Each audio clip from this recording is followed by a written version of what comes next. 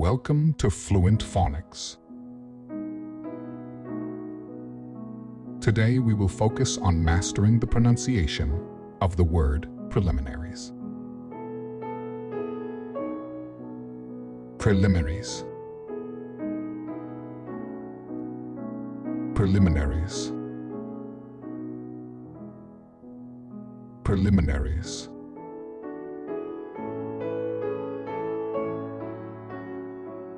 Here's an example of how one might use it in a sentence. Before starting the competition, the athletes had to go through the preliminaries to determine their seeding for the main event. Preliminaries refer to initial or preparatory steps, tasks, or procedures that need to be completed before the main or more significant event can take place.